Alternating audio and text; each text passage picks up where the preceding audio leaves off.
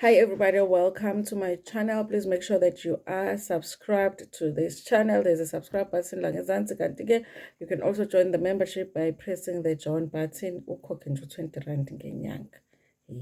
Even igwinya nje alibizi 20 rand. Libiza more than that. Sengisho igwinya special phela. Anyway, you guys, listen, we are going to talk about Sello Maake because he's always on the Sunday World. But again, if you are one of those people that does not like the gossip about Sello Maake, phuma ke nje, phuma uyobuka amanye ama-movie thina sisale sixoxa la. Anyway, you guys, it is being shared on one article of the Sunday World that Sello Maake is demanding DNA or paternity test from two of his kids, from two of his baby mamas. Okay. These are not like babies that were born yesterday. That's another thing. It's like, why have you waited so long? Okay. These are grown kids, but he wants to know if they are his kids. Okay. Now, you guys, it says here that Sello Maake says that he is busy, very, very busy drafting his will, okay? And he wants to be sure Uguti how many children does he have, so that if these two kids are also his, he can also add them to the will. But he cannot do that right now because for some reasons he is not sure if these kids are his. He does say, however, you guys, that if they do the DNA test and it comes back positive, he will add the kids. So I guess the opposite is also true. If the DNA test come back negative, he will not add them to the will. So they will not be getting anything from him, you guys. Is Sello Maake rich? I'm just asking. Hayi kabi guys, ngiyabuza njena. Okay, ngenzela phela ukuthi ngibone ukuthi abantwana, what would they be losing if they are not his kids? You know what I mean, because he said himself that he is drafting the will. Okay. Now, with one ex, you guys, this is an ex that it sounds like he really doesn't like this ex. Apparently, they were together, they had a baby, but while she was pregnant, throughout the first half of the pregnancy, the woman was allegedly threatening to abort the baby for some reason. Okay, I don't know why he felt the need to mention that. Okay, the fact that the woman wanted to have the pregnancy terminated, what does that have to do with the baby being yours or not? Okay, I don't know. Maybe he was just trying to paint a picture for us so that we know that this is not a good woman. I don't know. Okay, I don't know what he's trying to do with the mentioning of the possible termination that she wanted to go ahead and do. Okay. So he says that then around the time when the child was already here, but the child was very, very young, he went overseas to the UK to work on it. Okay.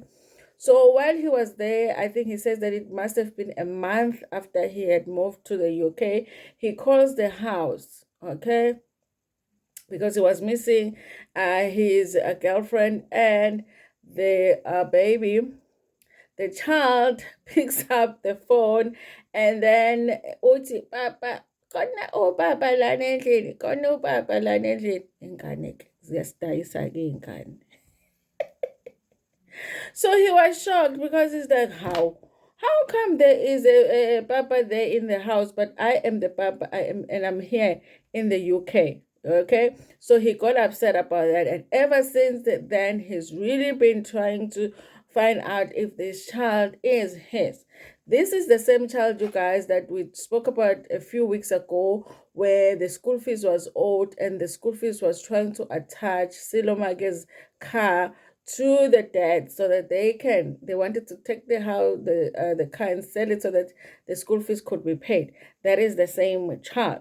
He says that, listen, the mother of that child is in with the school to try and destroy him. I don't know if the school has that much time, the school administration has that much time that they would care. I think they really honestly just trying to collect the school fees.